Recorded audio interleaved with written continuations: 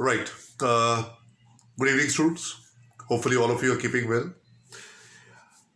Now, today's video, students, will be dedicated to your balance of capital account. Balance of capital account, remember, it's a portion or a part of the balance of payment. The first part we have already done in the previous video, wherein, if you remember, we discussed the balance of current account. Now, I am going to focus upon the balance of capital account. Watch out for its items, students. You will get some hint about it. Number one being the investments as such. Right? Now, investments can be of fixed assets, investments can be of financial assets. Let's say, for example,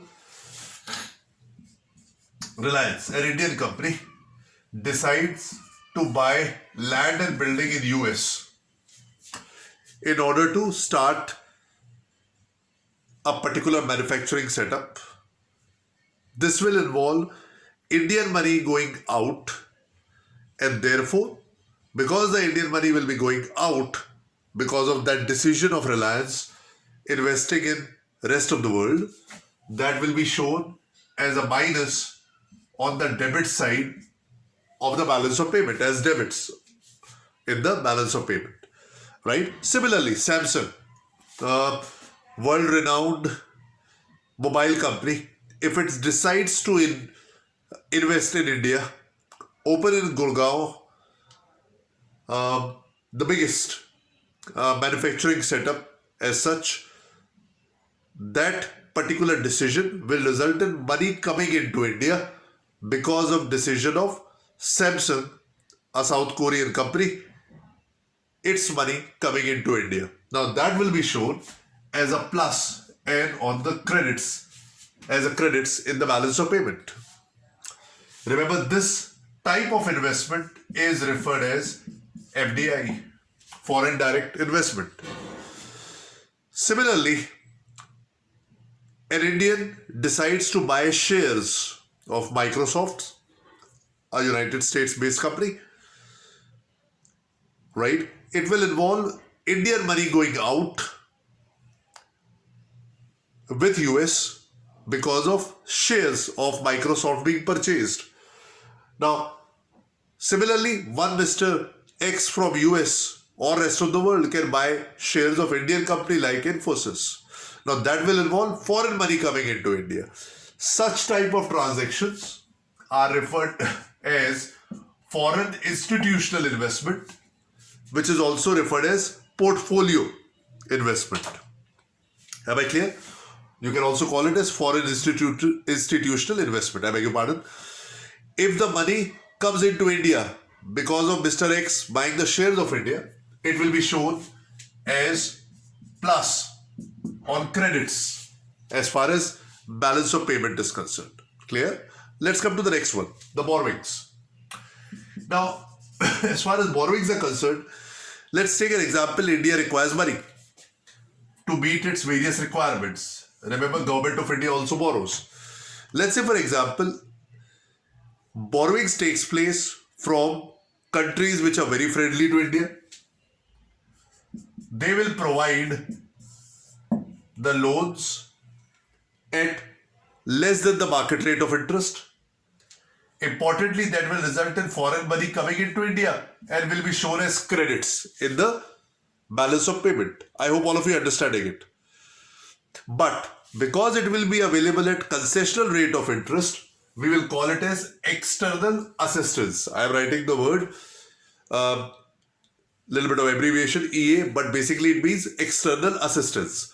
Similarly, if we don't have that, then we have to take it from the foreign countries or international institutions at market rate of interest, which is called as external commercial borrowings, ECB. Am I clear? If we borrow, again it will result as shown as plus on the credit side of the balance of payment. Two major components of capital account we have done, investment and borrowings. Let's quickly see. When Reliance makes a decision of buying US building and plant and machinery by investing there, remember, assets increase. But when we borrow the money from friendly countries, whether at concessional or market rate, liabilities increase.